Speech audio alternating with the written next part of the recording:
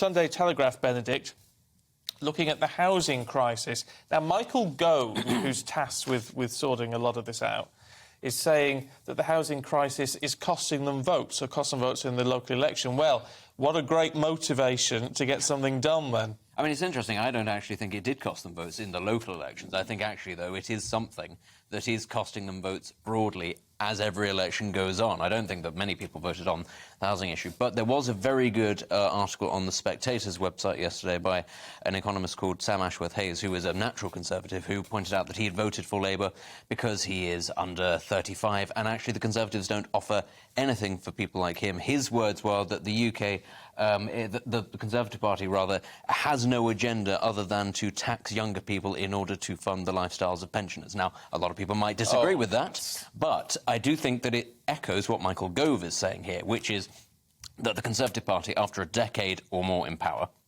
has an economy where people are earning less, they're being taxed more, they have less money in their pocket, the cost of living is going up, and all the while the younger generations are becoming less and less likely to vote Conservative because they don't have a stake in society, because they can't afford their own houses. Meanwhile, most of the housing stock is owned, this is not an attack on all pensioners, but it is owned predominantly by what some people call a gerontocracy, which is middle-class people approaching pension age who are living off a portfolio of multiple houses that they rent out to people. And that is a real concern for the Conservative Party, because Michael Gove is right. It does mean that, the natural base, the sort of the middle-class base that the Conservative Party would look to draw its votes from in the future, it's not going to exist in the next few years. It doesn't exist now because, this is something that people have been talking about, actually, for a very long time, and it's something that still doesn't quite seem to have got through to the Conservatives because they're still not building enough houses, which is why Michael Gove has been made the housing minister. Now, he says that this is what's cost them votes in the short term. I suspect it isn't. I suspect it's because of all the other things, but it will in the long term, and it is something that the Conservative Party, but not just the Conservative Party, because the Labour Party don't exactly have particularly good policies on this, and Lib Dem councils and Green councils, are the biggest obstacles when it comes to building new houses. The local councils are the ones that say, no, we don't want the houses built here. I do feel that it's part of the wider issues, though, that they've been effectively punished for overlooking, and, they have a lot to worry about, dare I say, this governing Tory party. I mean, sure enough, Partygate was part of the mix and part of the reasons why they've been a bit told off, as it were, or slapped on the hand at the voting. But, I mean, we only have to look at Tory flagship councils in London, for example, like Westminster or Wandsworth, where you have the lower council tax bills. Streams are impeccable, clean, and the services are running very smoothly. But houses are still too expensive to buy, aren't they? Yes, but in spite of all these perks, dare I say, which are real ones for central London, voters still decided to send quite a stark message to the government. So they have a lot to worry about, I think. I wonder about the housing thing, because every year we've heard for decades we need to build 300,000 houses a year, whatever ridiculous figure it is. Well, when are we going to run out of land? This is, you meant to have green and pleasant England. When are we going to run out?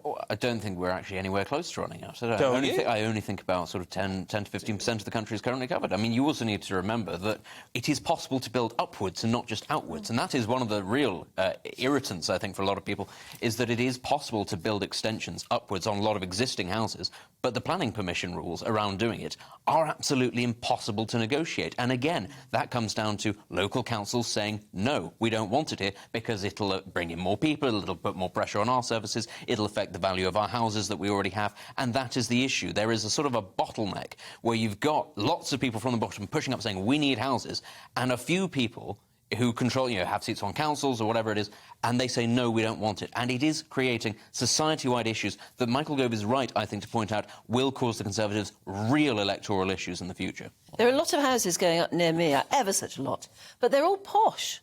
They're all really expensive. They're not... What we average was 280. Yeah, well, they're well over that. It's one of the things that you notice in London, which is a slightly separate microcosm, is that for every housing development that goes up, most of them are unaffordable to local people. They're not being built for local people. They're for international speculators to buy because the value will continue to go up because not enough are being built. But I think, generally speaking, there is no correlation whatsoever between what people earn and the prices of property, as they used to be in the past. Yes. You could easily get a property if you a third of your earnings would literally go towards paying for the property. But now it's far more than that. Yes. And you have to rely on rich parents or inheritance or something of the sort to get. And I think they overvalue some of these houses. Which is hugely unfair for most They overvalue them and then say there's help to buy. But there's only help to buy in an overvalued house. Yeah.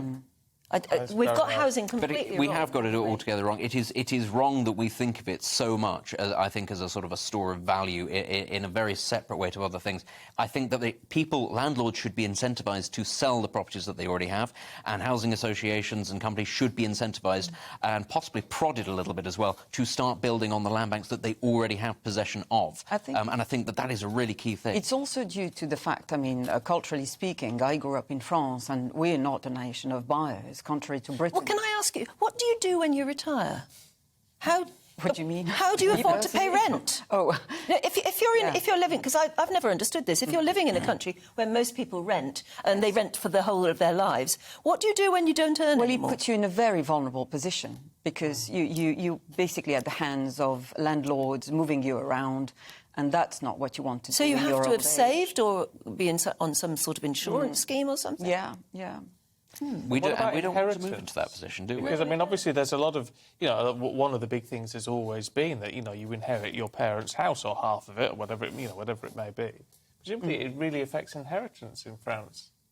Well, it does. I mean, culturally, the French are not too bothered about owning the property. It's very much a nation of renters. They rent their places and they're not too bothered about acquiring, their own home, which is a completely different mindset. Are rents to the seen British. as much less? Are they less expensive than they are here? Because here they're almost more than a mortgage payment, aren't they? Yeah. At your renting price.